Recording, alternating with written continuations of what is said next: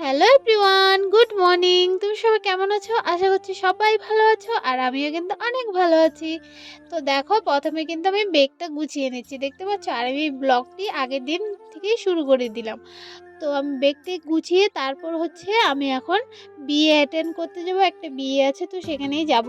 তো ভাবলাম যে সব কিছু এভাবে এলোমেলো হয়ে পড়ে আছে, তো প্রথমে আমি বেগটাই গুছিয়ে নিই, তারপর আমি অন্য কিছু করি। তো এই যে কাজ করা শুরু করে দিলাম। তারপর হচ্ছে এই যে দেখতে পারলে শাড়িটি, এই শাড়িটি পরেই এখন হচ্ছে আমি বিয়েতে যাব।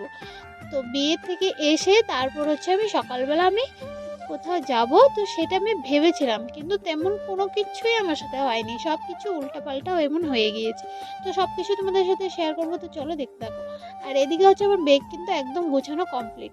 তো এখন হচ্ছে আমি রেডি হচ্ছি, আর এই যে আমি শাড়ি পরছি, তো মাকে আমি বলছিলাম, মা আমার একটু কুচিগুলো ধরে দাও না। তো মা আসার আগে আমার ভাগ্নি বলছে আমি আমি করে করে ওই আগে এসে এই যে কুচির নিচে ধরে আছে, দেখতে পেলে? তো দেখো, আমি কিন্তু বিয়েবাড়ি এসে গিয়েছি। হ্যাঁ, এটা একটা ব্লগ আছে বিয়েবাড়ি, তো সেই ব্লগটি তোমাদের সাথে খুব তাড়াতাড়ি শেয়ার করব। তো দেখো, 2:17 বাজে, এখনও কিন্তু আমি বিয়ে বাড়িতেই আছি। তো এত লেট কেন হলো সেটা আমি সেই ব্লগে বলে দেবো, বিয়েবাড়ির ব্লগে। তো এখন দেখো, নেক্সট দিন সকালবেলা এখন বাজে হচ্ছে 10টা, আর আমি আর বাবা বেরিয়ে পড়েছি বাস স্টেশনে যাব। তো বাবা আমাকে গাড়িতে উঠিয়ে দেবে, সে কারণে আমাকে নিয়ে যাচ্ছে, আর আমি তো স্কুটি চালাতে পারি না। তো তারপর দেখো, বাবা আর আমি যাচ্ছি। আর এখন যা হলো কি আর বলবো তোমাদের। তো আমি গিয়েছিলাম বাস স্টেশনে, বললামই তো, বাস স্টেশনে গিয়ে দেখি একটা বাসও ছিল না, সেই টাইমে একটা বাসও ছিল না। কয়েকটা ছিল, সেগুলো হচ্ছে 12টা 12:30টার দিকে যাবে এরকম বলছিল। হ্যাঁ, আমি এখন যাচ্ছি হচ্ছে বরপাটা রোড যাব, তো সেখানে যাওয়ার জন্য একটা বাসও ছিল না। তো বলছিল যে 12টার দিকে যাবে সেই বাসগুলো, তো টিকিট কেটে যেতে বলছিল। মানে তখন টিকিটটা কেটে তারপর ওরা বলছিল তো 12টার দিকে মানে বাসটি ছাড়বে এরকম বলছিল। তারপর আর ভাবলাম যে 2 ঘন্টা এখানে বসে থেকে কি করব, তো আমরা এখন বাড়ি চলে যাই। তো এই তো বেরিয়ে পড়লাম বাড়ি যাওয়ার জন্য।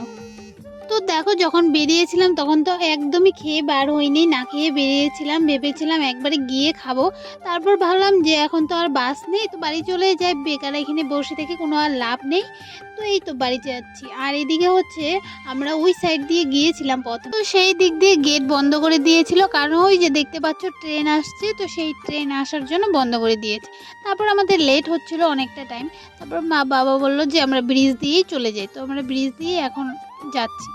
তো বাড়িতে এসে খেয়ে দিয়ে তারপর হচ্ছে অল্প রেস্ট করে যাব আবারও বাস স্টেশনে। তো দেখো, তো ভেবেছিলাম যে সকালে ট্রেনে চলে যাব, কিন্তু তেমন কোনো কিছুই হয়নি, কারণ আগের দিন রাত্রে অনেকটা লেট করে বাড়িতে এসেছি, সে কারণে অনেকটা লেট হয়ে গিয়েছিল ঘুমোতে ঘুমোতে। তো এই দেরি হয়ে গেল, তো ভাবলাম যে 10টা বাসে চলে যাব, তো সেটাও আর হলো না।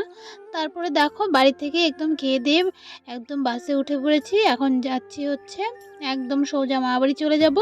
হ্যাঁ, বরপটা রোড তো আমার মামাবাড়ি, তোমরা সবাই জানো। তো চলো দেখতে থাকো। তো হঠাৎ মামাবাড়ি কেন যাচ্ছি, তো সেগুলো সবকিছু এই ব্লগে বলবো, তো চলো দেখতে থাকো।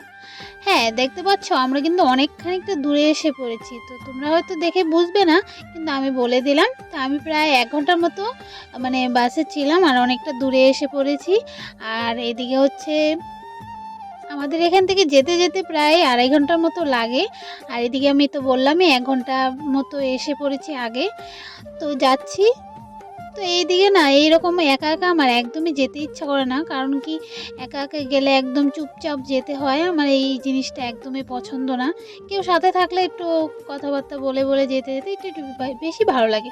তো দেখো, যার কেউ নেই তার তো একাই যেতে হবে, এই আর কিছু না। তো দেখো, আমি কিন্তু একদম সামনে বসেছিলাম, বাসের একদমই সামনে।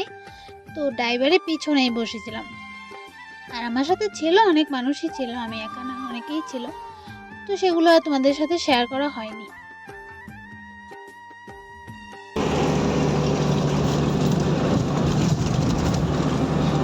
তো দেখো, চোখ মুখের অবস্থা একদম ঘুমে কেমন যেন লাগছিল, কি আর বলবো। আর এই বাসে তো একদম নিশ্চিন্তে তো আর ঘুমোতে পারবো না, সে কারণে আর ঘুমটুম হয়নি। আর এদিকে দেখো, আমি কিন্তু মা বাড়ি ফাইনালি চলে এসে পড়েছি। আর এখন বাজে হচ্ছে হয়তো 2:30টার মতো বাজে। আর ঠিক টাইমটা আমার মনে নেই, তো আমি আইডিয়ার মতো বলে দিলাম। আর এই হচ্ছে একটা আমার ভাস্তি। তো আমি এসে অনেকটা রেস্ট করেছি, রেস্ট করার পর খাওয়া দাওয়া করেছি, তারপর হচ্ছে দেখো এখন কিন্তু বিকাল হয়ে গিয়েছে আর ভাবলাম যে যাই একটু ঘুরে আসি। তো আমি ছাদে চলে এসে পড়েছি, হ্যাঁ দেখতে পাচ্ছ। তো এই ছাদ হচ্ছে আমার মামারই ছাদ, তো নতুন দিয়েছে, তো ভাবলাম যে যাই আমিও একটু ঘুরে আসি আর তোমাদের সাথেও একটু শেয়ার করলাম। তো আমি কেন এসেছি এখানে, তো সেগুলো আমি সব কিছু এখন তোমাদেরকে বলবো। তো আমি এসেছি হচ্ছে আমি সরস্বতী পুজোটা এখানেই কাটাবো, তো সে কারণে একটু মা বাড়ি ঘুরতে গিয়েছি। তো দেখো এই এই বছর কিন্তু আমি এখানেই সরস্বতী পুজো কাটাবো আর সেই ব্লগগুলো খুব তাড়াতাড়ি তোমাদের সাথে শেয়ার করব। তো আর কেউ কিন্তু মিস করবে না। আর এখন হচ্ছে আমি ঘরে যাচ্ছি। তো অনেক টাইম পর এই তো আমি বেরিয়ে পড়েছি এখন একটু ঘুরতে যাওয়ার জন্য। ঘুরতে বলতে আমি একটু বাজারে যাচ্ছি আর বাজার থেকে কিছু কেনাকাটা করব, সে কারণে যাচ্ছিলাম। কিন্তু কি আর বলবো, আজকে না যা হচ্ছে আমার সাথে সব কিছু উল্টোপাল্টো হচ্ছে, যা ভাবছি সব উল্টো হচ্ছে। তো গিয়েছিলাম ঠিকই কিন্তু সব কিছু বন্ধ হয়ে গিয়েছিল, 9টার মতো বেজে গিয়েছিল, সে কারণে সব কিছু বন্ধ করে দিয়েছে। আর দেখো আসার পথে দেখছি এই যে ট্রাকগুলো একদম লাইন ধরে ধরে যাচ্ছে। তো ভাবলাম একদম ট্রেনের মতো লাগছে, তাই একটু তোমাদের সাথে শেয়ার করলাম। তো যাই হোক এই তো আমি বাড়িতে চলে এসে পড়েছি। তো এসে দেখি ভাস্তি মেহেন্দি লাগিয়েছে, ভালোই কিন্তু লাগিয়েছে, তাই না বলো? আমার ভালোই লেগেছে। আর ও হচ্ছে আমার বড় ভাস্তি। তো ওকে একটু দেখে তারপরে হচ্ছে এই যে সব ভাস্তির জন্য লটি চকোপাই কিনে নিয়ে নিলাম। এখন হচ্ছে আমি মেহেন্দি লাগাচ্ছি, কারণ কি তো ভাস্তি এসে বলল যে পিসি তুমি এমনি বসে আছো তো তুমিও লাগিয়ে ফেলো।